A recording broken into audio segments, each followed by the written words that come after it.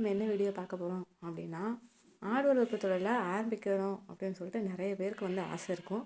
ஆனால் முதல் கேள்வி என்ன தெரியுமா? என்கிட்ட வந்து வெறும் 50,000 தான் இருக்குது, இந்த பணத்தில் வந்து ஆட்டு பண்ண ஆரம்பிக்க முடியுமா? சிலர் சொல்லுவாங்க முடியாது அப்படின்னு, சிலரும் சொல்லுவாங்க கண்டிப்பாக முடியும் அப்படி சொல்லிட்டு சொல்லுவாங்க. அப்படின்னா உண்மை என்ன அப்படி சொல்லிட்டு இந்த வீடியோவில் 50,000 முதலீட்டில் ஆடு வளர்ப்பை வந்து தொடங்குவது எப்படி, எத்தனை ஆடுகள் வாங்கலாம், செலவு எவ்வளவு, லாபம் எவ்வளவு, என்ன தவறு வந்து செய்யக்கூடாது, இது எல்லாத்தையுமே வீடியோ ஃபுல்லாக பார்க்க போகிறோம். வீடியோ ஸ்கிப் பண்ணாமல் கடைசி வரைக்கும் பாருங்கள். ஃபஸ்ட்டு 50,000 போதுமா? நேரடியாக பதில் சொன்னால் போதும். ஆனால் நான் சொல்கிற மெத்தட் படி பண்ணுங்கள். 50,000 ஆட்டுப்பண்ணை வந்து ஆரம்பிக்க முடியும். ஆனால் 50-100 ஆடுகளோட கிடையாது. சிறிய அளவில் 3-5 ஆடுகளோட ஆரம்பிக்க முடியும். பெரிய பண்ணையை விட சிறிய அளவில் தொடங்கி அனுபவம் பெறுவது ரொம்ப ரொம்ப நல்லது. ஃபஸ்ட்டு ஆரம்பத்தில் செய்கிற தவறு என்ன தெரியுமா? நிறைய பேர் கடன் வாங்கி 20 அல்லது 30 ஆடுகள் வந்து வாங்குகிறாங்க. ஆனால் அனுபவம் இல்லாமல் ஒரு ஆட்டுக்கு வந்து ஒரு நோய் வந்துச்சு அப்படின்னா உங்களுக்கு பெரிய நஷ்டம்தான் வரும். அப்படின்னா என்ன செய்யணும்? ஆரம்பத்தில் குறைந்த முதலீட்டில் நீங்கள் வாங்கி கற்றுட்டு அதுக்கப்புறம் வளர்க்குறது தான் சிறந்த வழி. இப்போ 50,000 பட்ஜெட் வச்சுக்கலாம். அது வந்து எப்படி நான் கணக்கு சொல்கிறேன். ஃபஸ்ட்டு ஆடு 4 பெண்ணாடுகள் வந்து வாங்கலாம். ஒரு ஆட்டுக்கு வந்து 8,000 சொல்லிட்டு வச்சா மொத்தம் 32,000. ஒரு கெடா 10,000, மொத்தம் எவ்வளோ ஆச்சு? 42,000. தீவன செலவு வந்து ஃபஸ்ட்டு மாதம் 3,000. அடுத்து மருந்து, இந்த தடுப்பூசி இதுக்கெல்லாம் பார்த்திங்கன்னா ஒரு 2,000. மீதி என்ன செலவு இருக்குது? இந்த தண்ணி தொட்டி, கயிறு, பாத்திரம் இதெல்லாம் வந்து ஒரு 3,000. மொத்த செலவு 50,000. எந்த ஆடு வாங்கணும் அப்படின்னா, தமிழ்நாட்டில் நல்ல வருமானம் தர இனங்கள்னால் இந்த கன்னி ஆடு, சேலம் பிளாக்கு, ஜமுனாபரி கலப்பு ஆடுகள், தலைச்சேரி ஆடு இதெல்லாம் சிறந்தது.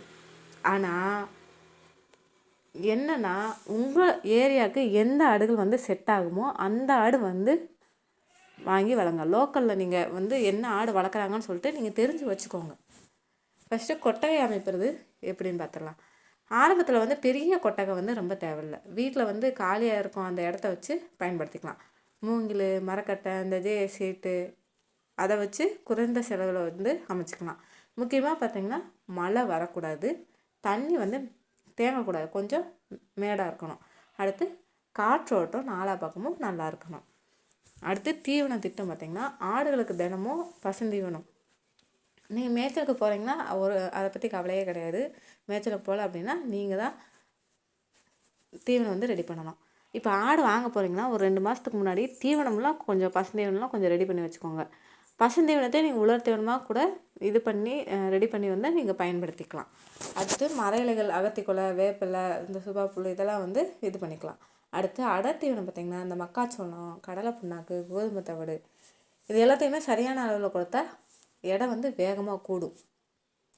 குட்டி உற்பத்தி பார்த்திங்கன்னா 4 பெண்ணாடுகள் இருந்தால் ஒரு வருஷத்தில் குறைந்தபட்சம் 6-8 குட்டிகள் வரைக்கும் வாய்ப்பு இருக்குது. சப்போஸ் இன்னும் கூடுறது கூட வாய்ப்பு இருக்குது. ஏன்னா ஒரு ஆட்டில் வந்து 4 குட்டிகள் இருந்ததுக்கு வாய்ப்பு இருக்குது. சில நேரங்களில் ரெட்டை குட்டி வந்து கிடைக்கும். 3, 4, 5 2, 3, 4 இது மேக்ஸிமம் வந்து 4 வரைக்கும் ஈனும். ஒரு வருட கணக்கு ஒன்று பார்த்துடலாமா? 4 பெண்ணாடுகள் வந்து ஒரு 8 குட்டிகள் வந்து வருது. அப்போ ஒரு குட்டியோட விற்பனை வந்து 6,000 வச்சா இப்போ 8 × 6 எவ்வளோச்சு? 48,000. 2வது ஆண்டு என்னென்னா ஆடுகளோட எண்ணிக்கை வந்து அதிகரிக்கும். நீங்கள் எல்லா குட்டியும் விற்கணும்னு அவசியம் கிடையாது. பாதியை குட்டியை விற்றுட்டு பாதியை கூட நீங்கள் வந்து வச்சு அடுத்து வளர்க்கலாம். அப்போ பார்த்திங்கன்னா 10-15 ஆடுகள் வரைக்கும் உயர வாய்ப்பு இருக்குது. அதே நேரத்தில் வருமானமும் அதிகரிக்கும். இதுதான் நம்மளுக்கு வந்து ஒரு பேசிவ் இன்கம் மாதிரி. பேசிவ் இன்கம்னா என்ன தெரியுமா? ஒன் டைம் வந்து நம்ம இன்வெஸ்ட் பண்ணுறோம் அப்படின்னா அதில் வந்து தொடர்ந்து வந்துக்கிட்டே இருக்கும். சரியான திட்டமிடல், வழிகாட்டுதல் படி நீங்கள் வந்து இது பண்ணால் மட்டும்தான்.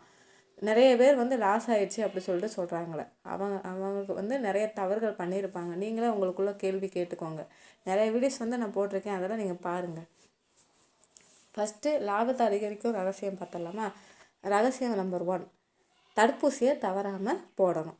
2வது என்னென்னா குடற்புழு நீக்கம் 3 மாதத்துக்கு ஒரு தடவை கட்டாயம் பண்ணணும். 3வது பார்த்திங்கன்னா சுத்தமான தண்ணி ரொம்ப ரொம்ப முக்கியம். 4வது தினமும் கண்காணிக்கணும். ஆடு தாண்டா அது பாட்டில் மேயுது, அது பாட்டில் சாப்பிடுது அப்படின்னு சொல்லிட்டு நினைக்கக்கூடாது. நம்மளுக்கு அது ஒரு தொழில்ன்ற போது நம்ம அதை வந்து கவனித்து தான் ஆகணும். நம்ம இப்போ ஒரு வேலைக்கே போகிறோம் அப்படின்னா கரெக்ட் டைமுக்கு போகணும், அந்த வேலையெல்லாம் கவனிக்கணும், அந்த மாதிரி இருக்கும்ல. அதே மாதிரி தான் ஆடுகளையும் கவனிக்கணும். 5வது பார்த்திங்கன்னா, உள்ளூர் சந்தையை வந்து தெரிஞ்சு நம்ம விற்பனை செய்யணும். அங்கே ஒரு ரேட்டாக இருக்கும், நம்ம அதிகமாக சொல்லக்கூடாது. அதே மாதிரி ரெண்டும் தெரிஞ்சுக்கிட்டு நம்ம வந்து ஈக்குவலாக சொல்லணும். இப்போ புதுசாக வரவங்க நிறைய தவறுகள் பண்ணுறாங்க. அதில் வந்து முக்கியமாக 10 தவறுகள் என்னென்ன அப்படின்னு சொல்லிட்டு பார்க்கலாமா? சந்தையில் பார்த்த ஆட்டை வந்து உடனே வாங்குறது. ஆடை வந்து பார்த்து வாங்குறதுக்கு ஒரு முறை இருக்குது, அதை பார்த்து தான் வாங்கணும். அடுத்து நோயில் ஆடுகளை வந்து வாங்கிட்டு வர்றது. அடுத்து தடுப்பூசி போடாமல் இருக்கிறது. அதிக அடர்த்தீவனம் வந்து கொடுக்கறது. ஈரமான கொட்டகை இருக்கும். அப்புறம் ஒரே நேரத்தில் அதிக ஆடுகள் வந்து வாங்குறது. அடுத்து வந்து மருத்துவரை அணுகாமல் இருக்கிறது. அடுத்து நம்ம ரெக்கார்ட் பண்ணி வச்சுக்கணும், எந்தெந்த ஆடுகள் வாங்கணும், எந்தெந்த ஆடுகள் விற்றோம், அதெல்லாம் வந்து பதிவுகள் கண்டிப்பாக வச்சுக்கொள்ளணும். இல்லைன்னா அதுவும் ஒரு பெரிய தவறு தான். அதே மாதிரி தரமற்ற தீவனம். இப்போ அவசரமாக விற்பனை செய்கிறது. அவசரமாக விற்பனை செஞ்சோம் அப்படின்னா கண்டிப்பாக நம்மளுக்கு வந்து விலை கம்மியாக தான் வாங்குவாங்க. அதனால் அந்த தவறை மட்டும் பண்ணாதீங்க.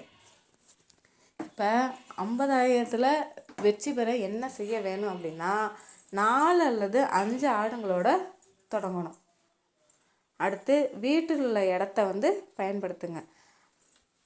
அந்த பசுந்தீவனத்தை வந்து நம்மளே வளர்க்கணும். ஓகேங்களா? அடுத்து செலவில் வந்து குறைச்சி நீங்கள் பண்ணணும். குட்டைகளை வச்சு பண்ணையை வந்து நம்ம பெருசாக்கணும். அடுத்து 3 வருட திட்டம். நான் ஒரு பிளான் வந்து சொல்கிறேன். என்னென்னா, முதலாண்டு பார்த்திங்கன்னா ஒரு 5 ஆடுகள்னா, 2வது ஆண்டு பார்த்திங்கன்னா 10லேருந்து 15 ஆடுகள். அடுத்து 3வது ஆண்டுகள் வந்து ஒரு 20லேருந்து 30 ஆடுகள் வர்றதுக்கு வாய்ப்பு இருக்குது. இப்படி வந்து மெதுவாக வளர்ந்துச்சு அப்படின்னா கடன் இல்லாமல் வந்து பெரிய பண்ணை வந்து ஆரம்பிக்க முடியும். கடன் மட்டும் வாங்கி தயவுசெய்து பண்ணாதீங்க. எந்த தொழிலுமே வந்து கடன் வாங்கி வந்து பண்ணலாம். பட் ஆனால் வந்து ஒரு அனுபவம், ஒரு நல்ல கற்றுக்கொள்ளும் திறன் இதெல்லாம் இருந்துச்சுன்னா கண்டிப்பாக கடன் வாங்கி பண்ணுங்கள். நான் சக்ஸஸ் ஆயிடுவேன் அப்படின்னு சொல்லிட்டு உங்களுக்கு நம்பிக்கை இருந்தால் கடன் வாங்கி நீங்கள் பண்ணுங்கள். அதனால ஒரு பிரச்சனையும் கிடையாது. இப்போ நீங்கள் சொல்லுங்கள், 50,000த்தில் இந்த ஆட்டு பண்ணை ஆரம்பிக்க முடியுமா அப்படின்னு கேட்டால் கண்டிப்பாக என்னால் முடியும். உங்களால் முடியும்னா கண்டிப்பாக கமெண்ட் பாக்ஸில் கமெண்ட் பண்ணுங்கள். முடியாதுன்னு நினைக்கிறவங்களுக்கு எதுவுமே முடியாது தான். ஆனால் சிறிய அளவில் தொடங்கி அனுபவத்தை வளர்த்து ஆடுகளோட எண்ணிக்கையை படிப்படியாக அதிகரிக்கணும். அதுதான் வந்து இந்த தொழிலில் ரொம்ப ரொம்ப முக்கியம். அவசரப்படாமல் திட்டமிட்டு செயல்பட்டால் தான் ஆடு வளர்ப்பு நல்ல வருமானம் தரக்கூடிய தொழிலாக மாறும். பொறுமை ரொம்ப ரொம்ப முக்கியம். இந்த தகவல் கண்டிப்பாக பயனுள்ளதாக இருக்கும்னு சொல்லிட்டு நினைக்கிறேன். கண்டிப்பாக வீடியோக்கு லைக் பண்ணுங்கள், ஷேர் செய்யுங்க. என் சேனலை மறக்காமல் சப்ஸ்கிரைப் பண்ணிவிட்டு பக்கத்தில் இருக்க பெல் பட்டனையும் ஆன் பண்ணி வச்சுக்கோங்க. நாளைக்கு என்ன வீடியோ போடலான்னு சொல்லிட்டு நாளைக்கு பார்க்கலாம்.